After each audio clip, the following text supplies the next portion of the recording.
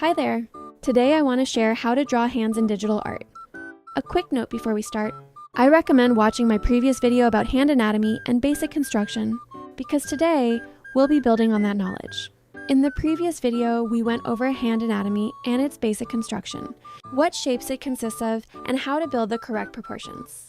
In this video, I'll show you how to use that construction to draw hands in different positions and angles. For your stylus, tablet, and a Coke, and let's get started already. So, first let's take a look at the hand reference. I chose a pretty basic hand position to make it easier to explain. We have a hand from the reference, but if we immediately start drawing fingers, nails, folds, basically all the details, we will only make the task harder, and most likely the hand will end up anatomically incorrect and crooked. So it's better to simplify the hand into a simple shape first. One of the easiest ways is to think of the hand as one general shape, like a glove. At this stage, we don't think about the fingers separately at all. We look at the hand as one solid mass. What's important here is the overall silhouette, the tilt of the hand, and the position of the thumb. This method helps keep the proportions and the gesture of the hand, and only after that we start dividing the shape into fingers and adding volume. Once we've simplified the hand into a general shape, we can start breaking it down into more specific volumetric structures. There are two main ways to do this. The first is to think of the fingers and palm as cylinders, with each phalange represented by its own cylinder. This helps show the roundness of the forms and gives the hand a sense of volume and liveliness. The second way is to break the hand into rectangles and cubes, the palm as a box, the fingers as elongated blocks.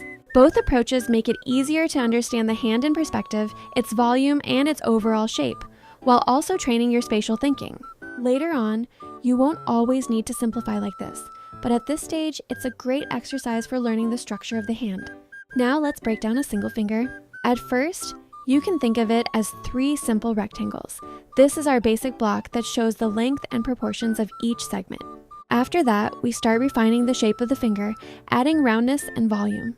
When the finger bends, the rectangles bend along with it, and it's important to understand that the finger still fits within these simple forms. The middle phalange also develops a little belly, a small rounded bulge. So even when the finger's bent, you can use these rectangles to keep proportions and guides, and only after that start adding details and natural curves. Now let's look at the hand from the side. In this position, the palm no longer looks like a square, it becomes narrower and longer because of perspective.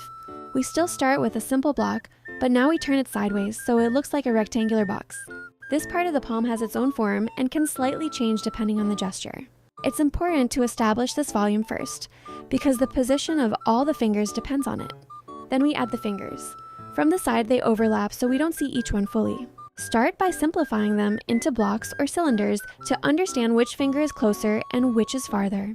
Also, remember that fingers are not attached in a straight line, they follow a slight arc. Drawing them in one line is a common mistake that makes the hand look unnatural. Alright, so that's the basic idea of drawing hands. Remember, don't start with details. Always begin with the general shape, then the palm block, then the fingers, and only after that add details. If the structure is correct, the hand will already look good. Practice drawing hands from references and from different angles. And try to always think in simple shapes like cubes and cylinders to understand the volume. I hope this video was helpful. Your comments make me really happy and motivate me to make more videos. Thank you for watching and see you in the next video. Bye bye!